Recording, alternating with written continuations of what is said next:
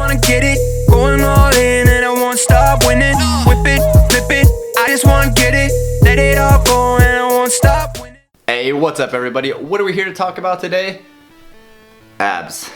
We're going to talk about the tips and tricks on how to get the most out of them and the best bang for your buck. Let's start going over how you can improve your overall ab situation. First and foremost, take a look at this chart. If you're the guy who's sitting around 20%, maybe 25% body fat, the reason is you have a layer of fat in between that muscle. So you probably realistically have a pretty decent six pack underneath there. You just haven't had a chance to get it to shine through. If you've ever helped your bro move for that six pack of beer, you owe him a little bit of a thanks. All that moving, twisting, and lifting has created a pretty decent six pack underneath that fat. So the first tip of the day is to get that body fat down to wherever your goal seems to land. So if you want a decent six pack, you could probably stick around 13 to 15% body fat and not have to put in abs on the daily and really focus on hardcore nutrition. Get down to that level and you'll be able to start to see your abs peek through a little bit more. Maybe your goal is to have a really decent, solid six pack that's really respectable. That 9%,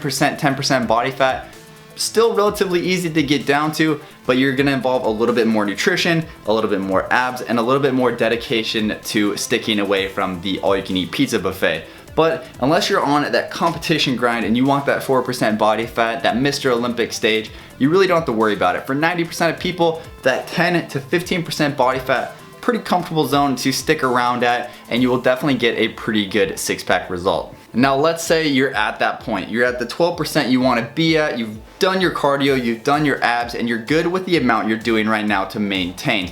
The best way to get a little bit more out of that with just a minimal effort is to add some weight to your abs. This can be done by doing weighted lunges, weighted sit-ups, weighted obliques, whatever you so choose. Maybe one of the machines, instead of doing a standard twist on the ground, put on a machine and do the oblique turns with a little bit higher weight. What this is going to do is increase the depth of your muscle. So if you've seen people with the 2-inch deep, solid ripped six pack, that is because they've done weighted exercises to increase the overall muscle size. You would start to notice the depth will be a lot more prevalent. Your six pack will look that much better, and it really only requires a little bit more effort because you're working on the strength to weight ratio of your abs. The third tip, sort of a weird one, should be fake, but actually really works. Take your Instagram pictures or your Twitter pictures in the morning. If you're at the 15%, you're throwing in the weighted exercises and you don't want to do any more, but you want a little bit more out of it, take your ab pictures early in the morning. First thing when you wake up, get your hair looking good and take your ab pictures. The reason why this works so well is because while you've been sleeping, your metabolism has been slowly turning over that food. It's been spreading the water to utilize it in the body to either aid in sleeping, aid in recovery, and just overall rebuild all of these cells you've lost throughout your long day. So if you've ever noticed yourself in the mirror, maybe you're admiring yourself as you're walking to get a glass of water at 4 o'clock in the morning, your abs look a little bit better.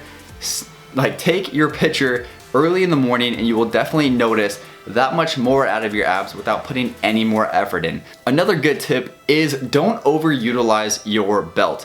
Lifting belts are awesome. They help to get those PRs, they add in more stability, but they take away a little bit more of your body's natural ab involvement. You're robbing your body's ability to use your core to stabilize you. So unless you necessarily need that belt at that weight, try taking that weight off, or the belt off, sorry, and then utilize your own core strength to get the stability. This will hugely impact your abs, especially if you've gotten down to those low body fat numbers.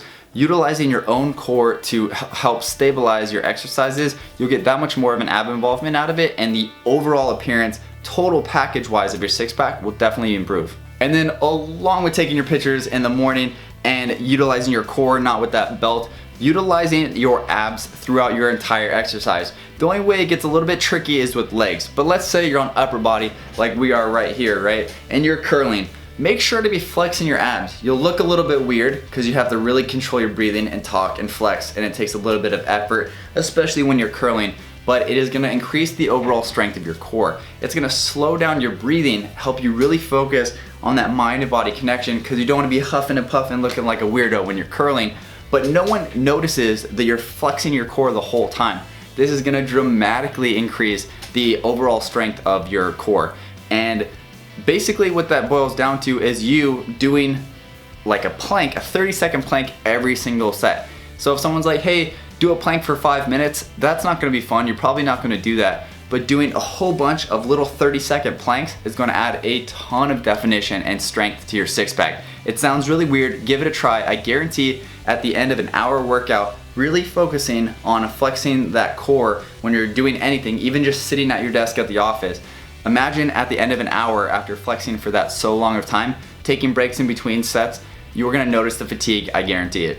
Let's talk about the 5 ab exercises that I think are gonna be the most beneficial with the least amount of frills and crazy exercises. They're gonna be sit-ups. First one out the gate, sit-ups, not crunches. They're very different. Each one is gonna target a different area. A full-length sit-up is gonna target your entire core, whereas a crunch is gonna utilize those first 2. The crunch feels like a better exercise because the overall pump is better, but you're really only utilizing those top 4. So make sure you're doing a full weighted sit-up or just a standard sit-up. The best way to do these is to have someone sit on your feet or maybe utilize like a dumbbell underneath. By myself here, it's a little bit difficult, but on the tail end, you can definitely see what you shouldn't do is grab behind your head and really pull it forward, wiggling forward or doing anything besides utilizing your core to get you to that solid position is gonna involve either back injuries, lower back injuries, strain on your neck, and just all over looking like a weirdo in the gym. So really make sure you're focusing again on a good squeeze and going all the way to the top, utilizing your abs to bring you and not your forward momentum. A reverse crunch, a little bit different exercise. It's one of my favorite ones and it's one that people do wrong a lot. What you want when you're doing these is imagine your hips going straight up. So you don't want to curl back, which you'll see in a second what not to do, but you really want to focus on your hips coming back, maybe just a little bit, but you want your hips to go straight up. This is going to cause a plank and then a full contraction of those lower abs. These are really targeted towards those lower abs, especially that just seems to be a huge sort of problem area for people. Throwing in these reverse crunches will definitely be a huge asset. Knee raises, pretty self-explanatory. I'll put up a little demonstration, little picture right here. Obviously, I don't have any place to do knee raises at my house, but they're pretty self-explanatory. You can do these with weight or without weight. The main thing, again, utilizing your core to get your knees up to you and not just the momentum swing of your legs flipping up. Bicycle crunches, really simple one, alternating crunches, alternating sit-ups, whatever you want to call them. You really want to focus on bringing your elbows to at least halfway, if not more. The further your elbow meets your knee. So if you go 70% of the way with your elbow, like 30% with your knee, you're gonna get the most ab involvement. Gonna really get those obliques. That really tight oblique is what's gonna pull your abs together. This one, a little bit weird. It takes some time to get the form down. I haven't done them in a long time too, so it was sort of weird for me, but this is called a double crunch. Essentially, it's a sit-up mixed with a reverse crunch where you meet in the middle. Again, the more your upper half meets your lower half, the better involvement you're gonna get with your abs. But as long as it's at least 50-50, you're getting a good lower and upper abdominal exercise at the same time. And then again, not utilizing a wiggling momentum motion to get to the top is gonna be the thing to look out for. Really slow, steady squeeze and a good contraction of your abs getting you to the top. Now I might put a picture right here of what my abs look like depending on how the picture turned out and the confidence level I want to bring to a YouTube video, but bear in mind, whatever the situation, I don't do abs at all. Ever. My diet is definitely on par to keep the fat and the carbs at an optimum level. That way with the lean bulk, I could stick around that 12, maybe to 14% body fat, get the strength gained and the overall size that I want, but while still maintaining a decently respectable six-pack. I'm definitely not in contention with any of the physique competitors, but that's not my goal right now. It's going to be later on, which means there's gonna be a lot more abs in my future, but for right now, that's not the case. Hopefully you guys found this video really helpful. If you're the guy who's struggling, haven't had a chance to see those abs, that six-pack forming through, take a look at this video, start to think about maybe why they're not working, maybe the diet's the issue, maybe the type of exercises is the issue, but needless to say, hopefully you guys enjoyed the video. If you did, smash the like button, leave a suggestion for a video or any topic you guys want me to cover in the comment section below. I appreciate all the support lately. Getting to above 330 subscribers. You guys are awesome. Keep spreading the word of the 253 community. Let's see this grow together. Thanks for watching, everybody. Take it easy. Why always me?